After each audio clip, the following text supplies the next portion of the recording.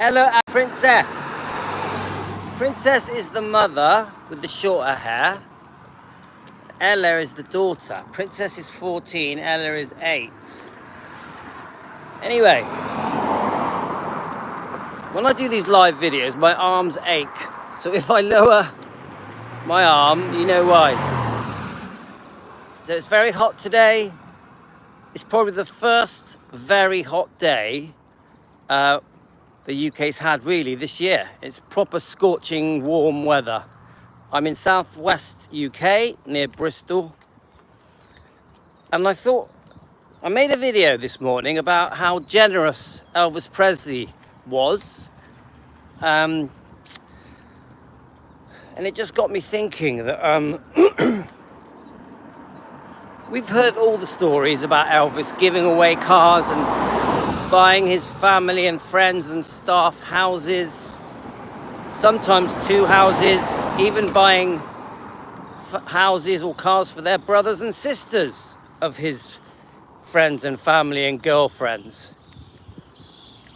It's very common knowledge Elvis just gave everything to everyone, including jewelry, at least 50 charities a year, going right back into the mid-50s and 60s. He was giving away fortunes to charities, and not just around Tupelo and around Memphis, but around the world.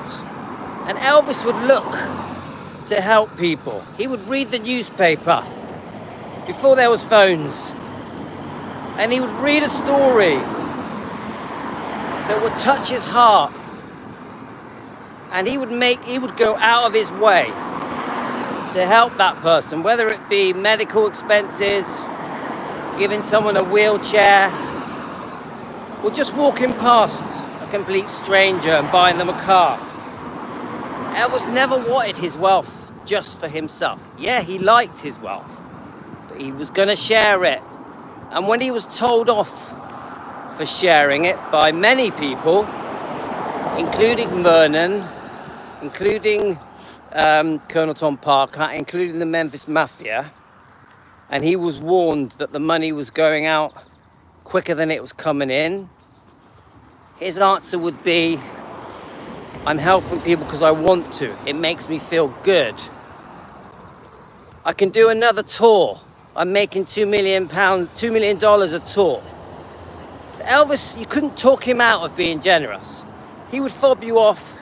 He would give you the reasons why it's okay for him to be generous. And I love this in Elvis. But it makes me look at myself in the mirror. And I'm asking you, subscribers and Elvis fans, if you had the wealth that Elvis had, which was very sudden, within a year, he was a millionaire. Do you have it in your heart to just give away a massive part of your fortune to everyone you know, everyone you meet, to complete strangers? And I would say that most people, if you gave them £1 million, would want to hang on to every penny and invest it and buy a home and buy a car, and actually would struggle to give it away. Elvis, that was his first thought. Elvis's first thought, I'm giving away to everyone. I shouldn't have all this money. I feel guilty.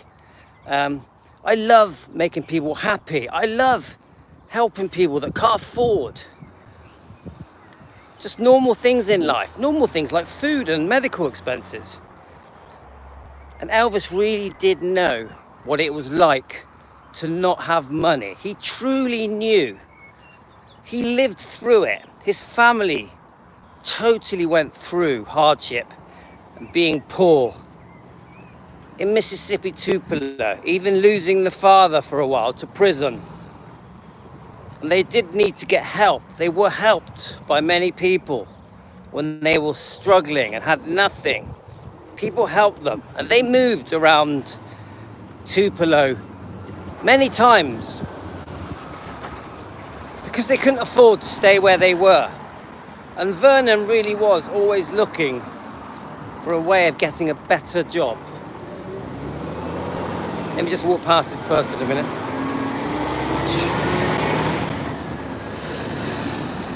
So we're talking about Elvis Presley, this humble person, definitely rags to riches, but I think a very happy, humble person that loved going to church with his parents, that had friends in his community, regardless of colour, regardless of wealth. A very, very polite person. Yes, ma'am. Yes, sir. Just came natural to him. And as he became more successful and more wealthy, I think Elvis became even better mannered. He never lost the yes, ma'am. Yes, sir. He wanted to be kinder to his fans when he became even more successful, because he would say, without them I wouldn't be here. And then people would say to him, how do you feel when they rip your clothes off? He would say, it's fine, because they're the ones that pay for them to be put on me. The clothes belong to the fans. He would laugh it off like that. And I just think, I asked myself, could I be that generous? Could I be that kind? Am I that decent? Do I want to help people in the way that Elvis did? No. I'm not as kind as that. I'm not as generous as that. Do you get what I'm saying to you? Sorry, my back's hurting a bit today. And I'm like,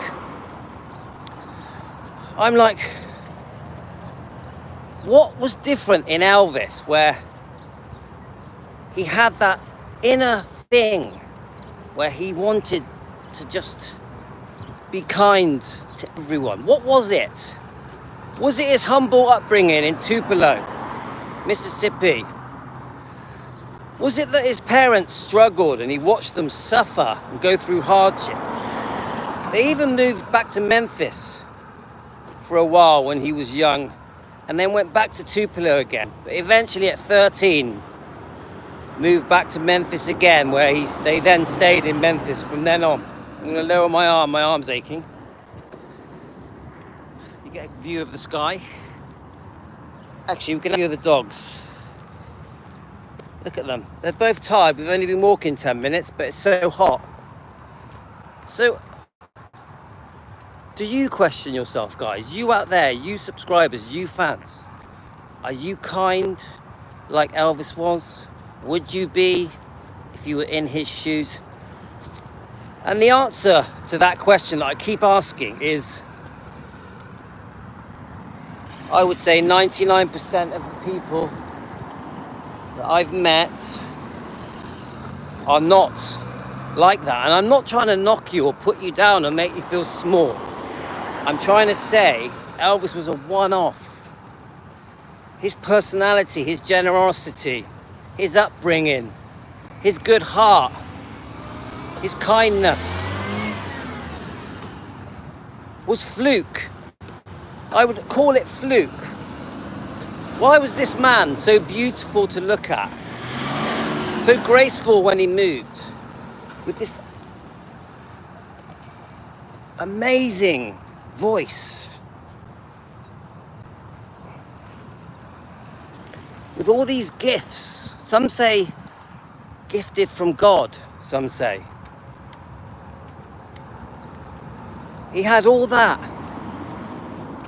The most famous man in the world he became. He had the world at his feet. And all he could think about was helping people. It says so much about Elvis. So then you look at the press today and you see the people that don't really know Elvis, don't understand Elvis, don't know his whole life. Bearing in mind, Elvis always knew that he lost his twin. Imagine how that felt. Elvis lost his mother at just 46 years old she was. Imagine how that was for him, but it didn't matter. He still carried on being this absolutely decent sharing, caring human being. So this is what I say about me and myself. I'm going to try and be a bit more like Elvis, a bit more generous, a little bit less selfish. I'm going to try not to hoard all my savings and belongings. I'm going to try and be even more generous to my family, because I want to be more like Elvis. And it's hard to give away money, to give money to charity, to give money to friends and family, to help complete strangers. It ain't easy. You got to dig deep. It was easy for Elvis. Completely came natural to him. He spent his time searching for ways to help people. Searching, you imagine that? Right, I've got a few million, who can I give it to? That was his attitude. So when they're talking about the fact that he met Priscilla at 14 and that he took too many prescribed medications and that he overate and that he suffered from depression, I just think you don't know Elvis. You know the ending. You know how things all ended for Elvis. You don't know Elvis's life. You don't know the kind of man he was and what he did for so many thousands and thousands of people. So sometimes I have conversations with people about Elvis and I'm defending him. I'm saying to them, look, don't see him as a druggie or a paedophile or a fat person. It's so wrong. He definitely was not any of those things. See him for this amazing humanitarian that wanted to help the world. He loved his country. He wanted to do anything he could for his country. He wanted to help humanity.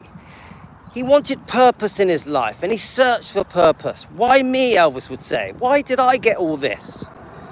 Why was I given all these gifts and this money and this wealth and this success? Why me, Elvis would search and search. He was never going to get his answer. And maybe this was his struggles towards the end. The guilt of becoming so successful. The guilt of having everything. Wealth, good looks, women, money, houses. Maybe he didn't like the fact that he never met the right woman and never settled down, never had a large family. Maybe that bothered him. Maybe he wished he was faithful. Come on.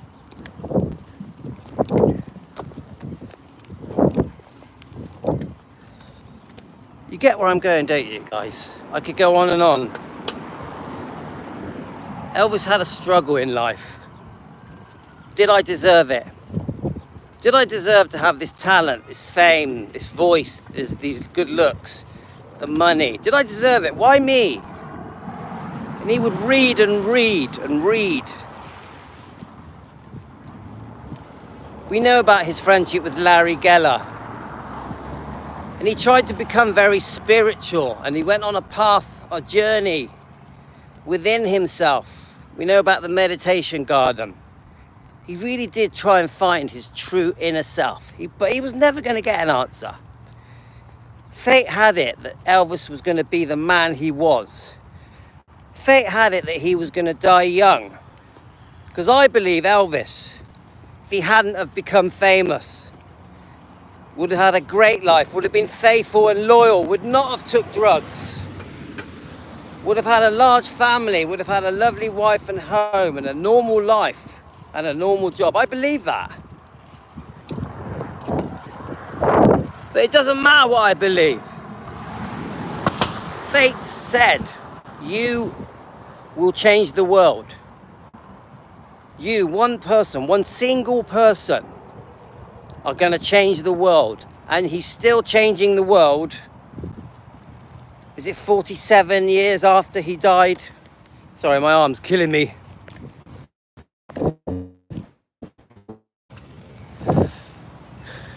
Wherever you look, you see glimpses of Elvis. It could be just in advertisements, in films, when you're listening to music. Elvis's life influenced everything in some way or another. I don't think people even realize just how much of an influence Elvis had on the world, even today. Forget back in the 50s and 60s and 70s, even today.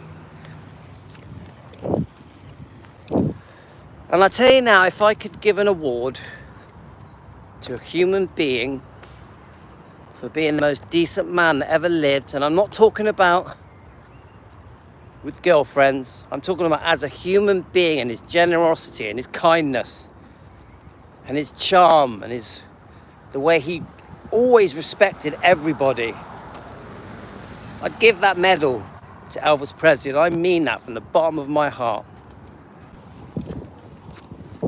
So I'm going to end this video, guys, by saying I want to be more like Elvis. Do you want to be more like Elvis? Can you give me your views? Why you think Elvis was so generous? This is the big question I'm asking you. Why was Elvis so generous and kind and good-hearted? Why? You tell me, guys. I want to know, because I'm just guessing.